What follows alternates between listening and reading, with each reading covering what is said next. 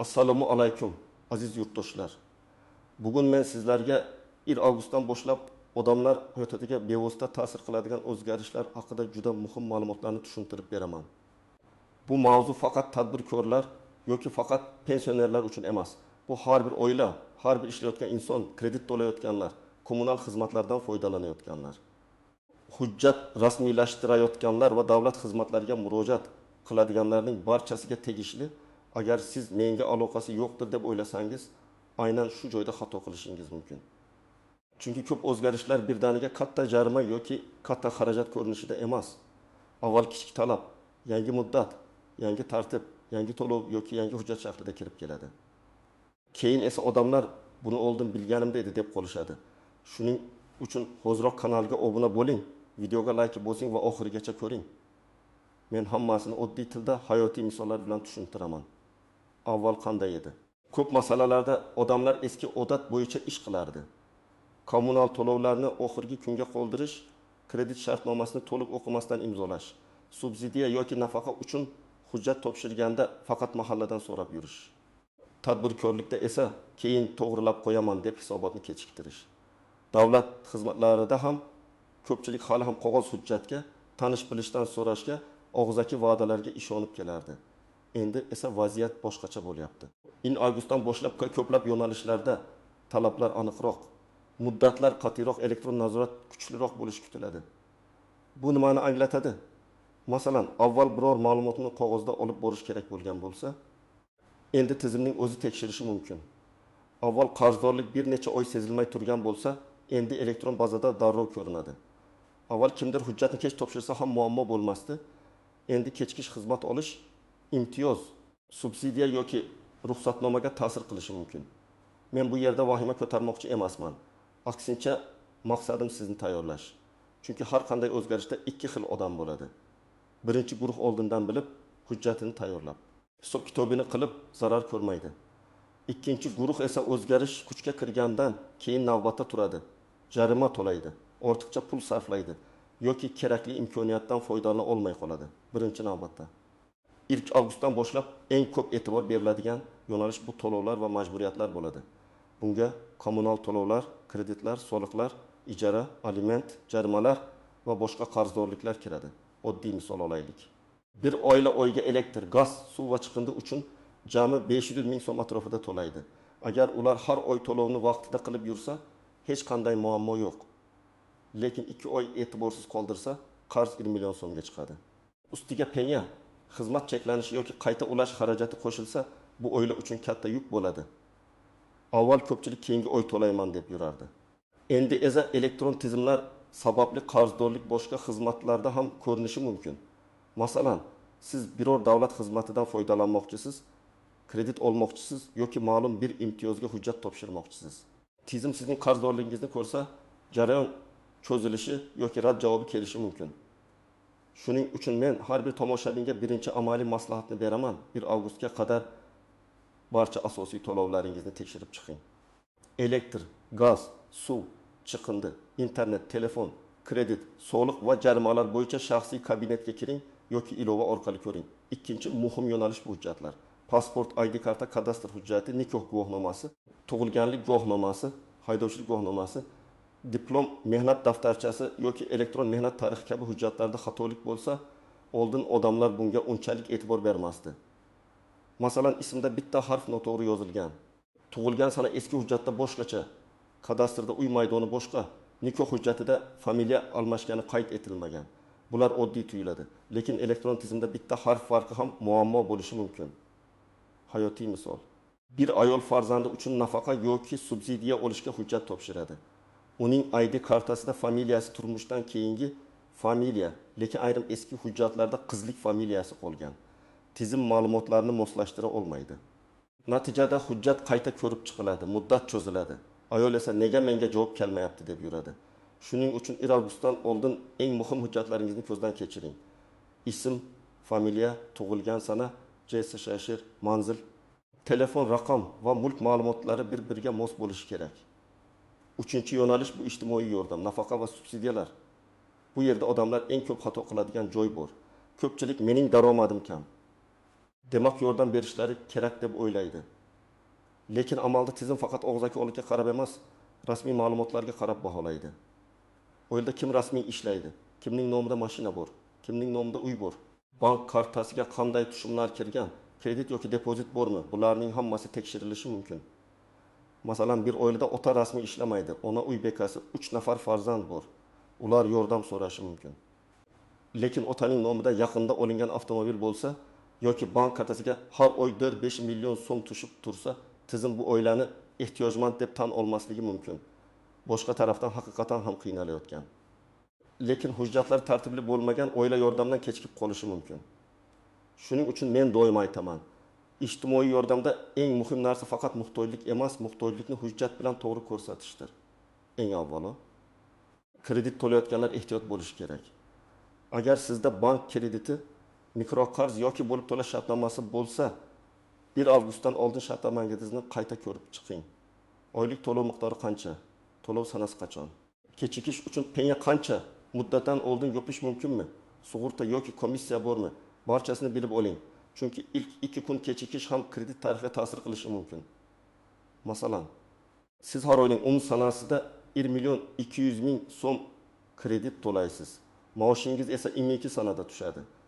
Avval bank bilan kelishib 2 kun kechiktirib yurgandirsiz. Lekin elektron tizimda kechikish avtomatik qayd etilishi mumkin. Keyin siz yangi kredit olmoqchi bo'lganingizda bank sizda oldin kechikish bo'lgan deb foizni oshirish yoki kiro etishi mumkin. Shuning uchun to'lov sanasini maoshingiz tushadigan kunga moslashtirish imkonini so'rang. Bankka ariza yozing, shartnomani qayta jadval qilish mumkinmi aniqlang. Ikkinchi guruh bu tadbirkorlar, yakka tartibdagi tadbirkorlar, o'zini o'zi band qilganlar va internet orqali savdo qilayotganlar. Siz kichik do'kon yuritasizmi? Uyda pishiriq sotyapsizmi? Telegram orqali mahsulot olib sotyapsizmi? Taksi xizmatida ishlaysizmi? Repetitorlik qilasizmi? Baribir rasmiylik masalasini e'tiborsiz qoldirmang. Bugun savdo kichik ko'rinishi mumkin, lekin karta tushumlari, reklama, mijozlar bilan yozishmalar va yetkazib berish ma'lumotlari orqali faoliyat ancha aniq ko'rinadi. Misol uchun, bir ayol uyida tort pishirib sotadi. Oyga YouTube'da buyurtma oladi. Har bir tort o'rtacha 2 ming so'mdan bo'lsa, tushum 7 million 500 ming so'm bo'ladi. Bu yomon narsa emas, aksincha halol mehnat. Lekin faoliyatni to'g'ri rasmiylashtirmasa, keyin savollar paydo bo'lishi mumkin. O'zini o'zi band qilish, yat ochish yoki boshqa qulay tartiblarni o'rganib, qonuniy ishlash ancha to'g'ri yo'l. Shunda siz mijozga chek bera olasiz, bank orqali ishlay olasiz, kredit yoki subsidiya olishda daromadingizni ko'rsa olasiz. Uchinchi guruh bu uy-joy, yer, kadastr va ijara masalasida ish qilayotganlar. Agar siz uy sotmoqchi bo'lsangiz, uy olmoqchi bo'lsangiz, ijaraga berayotgan yoki ijarada turgan bo'lsangiz, hujjatlar masalasini kechiktirmang. Kadastrda uy kimning nomida? Maydoni to'g'rimi? Qurilgan qo'shimcha xonalar rasmiylashtirilganmi? Ijara shartnomasi bormi? Kommunal hisob raqamlari kimning nomida? Bularni tekshiring. Oddiy holat, odam uy sotib oladi. Lekin hovlida qo'shimcha qurilgan oshxona yoki xona kadastri kiritilmagan bo'ladi. Sotib olayotganda bu mayda masaladek ko'rinadi. Keyin uy garovga qo'yilsa, meros bo'lsa yoki qayta sotilsa muammo chiqadi. Yana bir misol.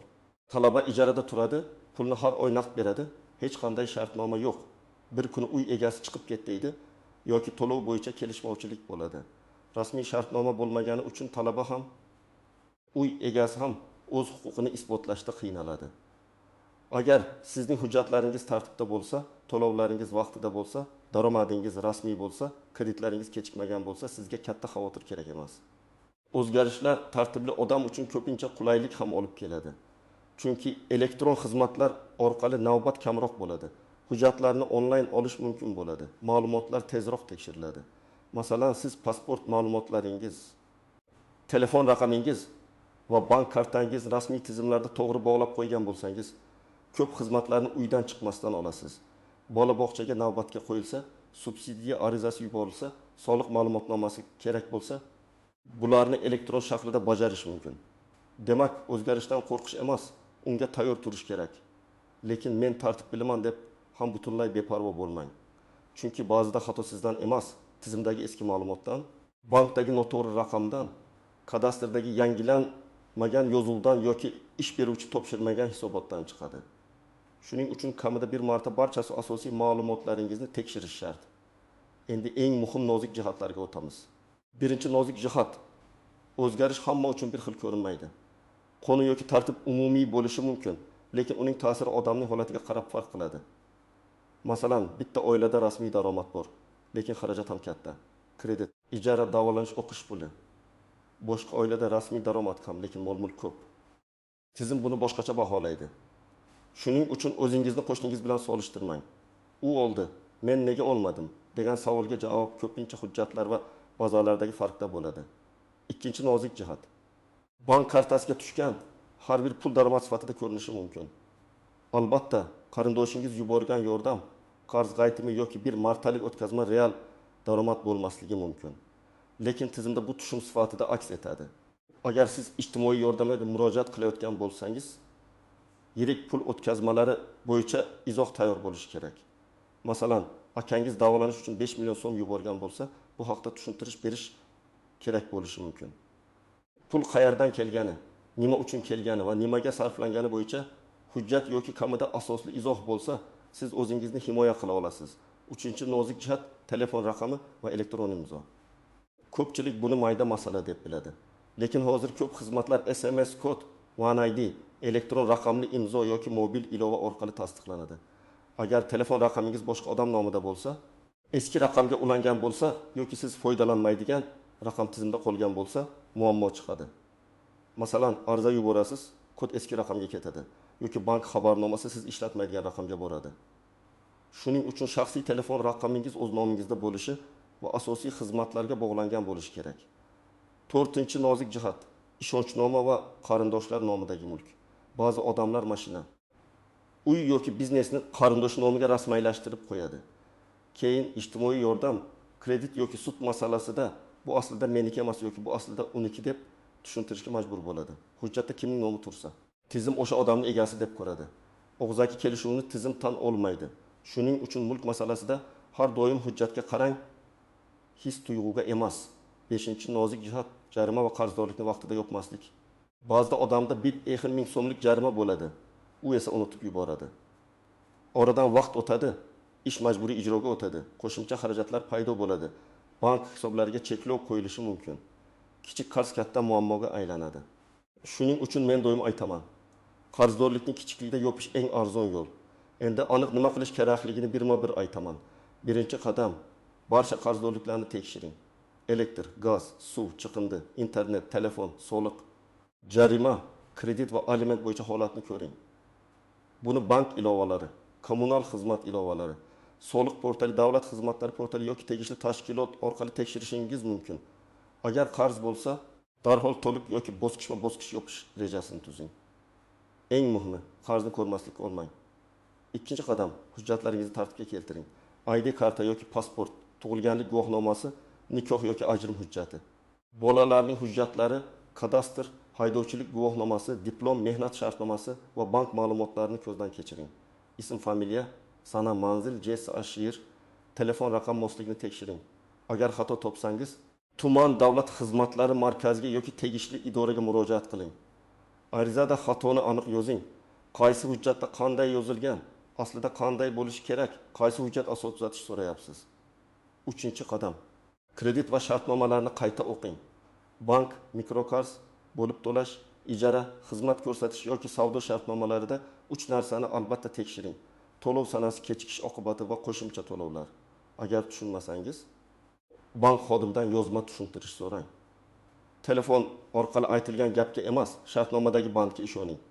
Kerak bo'lsa, to'lov jadvalini o'zgartirishni so'rayman deb ariza bering. 4-qadam.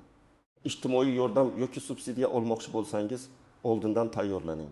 Oila tarkibi, daromad, ishsizlik, nogironlik, davolanish xarajatlari, ijara to'lovi, bolalar soni, aliment olinmasligi yoki boshqa muhim holatlar bo'yicha hujjatlarni jamlang. Agar siz rasmiy ishlamasangiz, bu holatni qanday tasdiqlash mumkinligini aniqlang. Agar davolanish xarajati bo'lsa, chek, retsept, shifokor xulosasi bo'lsin. Agar ijara to'layotgan bo'lsangiz, shartnoma bo'lsin. Og'zaki gap ko'p joyda yetarli bo'lmaydi. 5-qadam: tadbirkorlik qilayotgan bo'lsangiz, faoliyatingizni qonuniy shaklga keltiring. O'zini o'zi band qilish, yati. MCJ yoki boshqa shakllardan qaysi biri sizga mosligini soliq organi, My.Guduz bank maslahatchisi yoki buxgalter orqali aniqlang. Tushumlaringizni alohida karta yoki hisob orqali yuriting. Shaxsiy pul bilan biznes pulini aralashtirmang. Masalan, sizning kartangizga ham maosh, ham qarindoshdan yordam, ham savdo puli tushsa, keyin hisob kitob qilish qiyin bo'ladi. Alohida hisob yuritish sizni ham soliqdan, ham tushunmovchilikdan himoya qiladi. 6-qadam, telefon raqamingiz, One ID va elektron xizmatlaringizni yangilang. Raqam sizning nomingizda bo'lsin. Parollarni yangilang. Begona odamga SMS kod bermang. Davlat xizmatlari yoki bankdan kelgan kodni hech kimga aytmang. Chunki ko'p firibgarliklar aynan kod ayting, yordam beramiz degan gapdan boshlanadi. Haqiqiy xodim sizdan SMS kod so'ramaydi. Agar kimdir shunday desa, darhol aloqani uzing. 7-qadam, yozma iz qoldiring. Biror idoraga murojaat qilsangiz, ariza raqamini oling. Bank bilan kelishsangiz, yozma javob so'rang. Uy egasi bilan kelishsangiz, shartnoma qiling. Kimdandir qarz olsangiz yoki qarz bersangiz, tilxat yozing. Bu ishonchsizlik emas. Bu o'zingizni himoya qilish. Ertaga nizo chiqsa, u menga aytgandi degan gap emas, hujjat ishlaydi. Birinchi misol, oddiy o'yla. Ota 10 million so'm maosh oladi, ona ishlamaydi, 2 farzand bor. Oyla har oy 20 million so'm kredit. 600 ming so'm kommunal va internet, 1 million 200 ming so'm oziq ovqat, 700 ming so'm yo'l va maktab xarajatlariga sarflaydi. Agar ular kreditni 5 kun kechiktirsa, bank penya hisoblaydi. Kredit tarixi yomonlashadi. Agar kommunalni 2 oy to'lamasa, qarz yig'iladi. Demak, bu oilaning vazifasi o'zgarishlardan qo'rqish emas, oylik budjetni sanalar bo'yicha tartibga solish. Maosh tushadigan kun kredit kuni. Kommunal kuni alohida yozib qo'yilishi kerak. Ikkinchi misol, talaba yoki yosh ijarachi. U oyga 1 million 500 ming so'm ijara to'laydi. Lekin shartnoma yo'q. Uy egasi narxni 2 millionga oshirsa yoki oldindan chiqib ketishni talab qilsa, talaba qiynaladi. Rasmiy ijara shartnomasi bo'lsa, tomonlarning huquq va majburiyati aniq bo'ladi. Ijara to'lov karta orqali yoki tilxat bilan tasdiqlansa, keyinchalik to'lamagan degan da'vo chiqmaydi. 3-misol. Kichik savdo qiluvchi. Bir yigit telefon aksessuarlari sotadi. Kuniga o'rtacha 300 ming so'm savdo qiladi. Oyiga 9 million so'm tushum bo'lishi mumkin. Agar u hammasini shaxsiy kartaga olib hech qanday hisob yuritmasa, keyin bu pul nima degan savolga aniq javob berishi qiyin. Agar faoliyatini rasmiylashtirsa, xarajat va daromadni yozib borsa, kelajakda bankdan kredit olish, do'kon ochish yoki karta yetkazib beruvchi bilan ishlash osonlashadi. 4-misol, pensioner yoki nafaqa oluvchi. Keksalar ko'pincha hujjat va telefon masalasida farzandlariga tayanadi. Bu yaxshi, lekin ehtiyot bo'lish kerak. Pensiya kartasi SMS kod, PIN kod va shaxsiy ma'lumotlar himoyalangan bo'lishi shart. Agar pensionerning telefon raqami boshqa odam nomida bo'lsa yoki karta ma'lumotlari boshqalarga berilgan bo'lsa, firibgarlik xavfi oshadi. Shuning uchun farzandlar ota-onasining raqami, kartasi va hujjatlarini tartibga keltirib berish kerak. 1 avgustdan keyin eng avvalo tezkorlikka tayyorlaning. Ya'ni keyin boraman, keyin to'layman, keyin aniqlayman degan odat zarar keltirishi mumkin. Hujjat kerak bo'lsa, oldindan oling. Qarzdorlik chiqsa, darhol sababini aniqlang. Ariza rad etilsa, nega rad etilganini yozma ravishda bilib oling. Hech qachon tizim shunaqa ekan deb taslim bo'lmang. Tizimda xato bo'lsa, uni tuzatish tartibi bor. Ikkinchidan, rasmiy manbalarga tayyorlaning. Telegramdagi noma'lum xabar, qo'shnining gapi yoki bir tanishim aytdi degan ma'lumot bilan qaror qilmang. Qarorlar, imtiyozlar, subsidiya, jarima, soliq yoki kommunal masalalarda rasmiy saytlar, davlat xizmatlari markazi, bankning rasmiy aloqa kanali va tegishli idoralarning izohiga tayaning. Agar ma'lumot muhim bo'lsa, skrinshot qiling, ariza raqamini saqlang. Javobni yozma oling. 3-dan, oilaviy budjetga tayyorlaning. O'zgarishlar davrida eng katta xato daromad va xarajatni hisoblamaslik. Har bir oila kamida bir oyga oddiy jadval tuzish kerak. Qancha maosh tushadi, qaysi kun tushadi, qaysi kuni kredit bor, qaysi kuni kommunal to'lov bor, bolalarning o'qish xarajati qachon, dori darmon qancha, barchasini yozing. Agar oy boshida hamma pul sarflanib ketsa, oy oxirida qarz olishga majbur bo'lasiz. Qarz esa keyingi oy budjetini yanada og'irlashtiradi. 4-dan, huquqingizni bilishga tayyorlaning. Agar sizga xizmat ko'rsatish rad etilsa, sababini so'rashga haqqingiz bor. Agar jarima yozilsa, qaror nusxasini olishga haqqingiz bor. Agar bank qo'shimcha to'lov talab qilsa, shartnomadagi asosni so'rashga haqqingiz bor. Agar ijtimoiy yordam rad etilsa, qaysi mezon bo'yicha rad etilganini bilishga haqqingiz bor. Hurmat bilan, lekin aniq so'rang. Iltimos, menga rad etish sababini yozma shaklda bering degan jumla ko'p vaziyatda juda muhim. Aziz yurtdoshlar, 1 avgustdan boshlab kuchga kiradigan yoki amalda sezila boshlaydigan o'zgarishlarning asosiy ma'nosi shuki, tartib, hujjat, to'lov intizomi va elektron nazorat yanada muhim bo'ladi. Kim oldindan tayyorlansa, u ortiqcha xarajatdan, navbatdan, rad javobidan va tushunmovchilikdan saqlanadi. Kim beparvo bo'lsa, kichik xato katta muammoga aylanishi mumkin. Bugun men sizga eng muhim yo'nalishlarni tushuntirdim. Qarzdorliklarni tekshirish, hujjatlarni moslashtirish, kredit shartnomalarini ko'rib chiqish, ijtimoiy yordam uchun dalillarni tayyorlash, tadbirkorlikni rasmiylashtirish, telefon raqami va elektron xizmatlarni tartibga keltirish. Endi eng to'g'ri ish shu. Videoni tugatgandan keyin kamida bitta narsani tekshiring. Masalan, kommunal qarzingizni ko'ring yoki ID kartangizdagi ma'lumotlar boshqa hujjatlar bilan mosligini solishtiring. Sizningcha 1 avgustdan keyingi o'zgarishlar odamlar uchun qulaylik olib keladimi yoki qo'shimcha qiyinchilik tug'diradimi? Fikringizni izohlarda yozib qoldiring. Videoga like bosing, kanalga obuna bo'ling va yaqinlaringizga ham yuboring.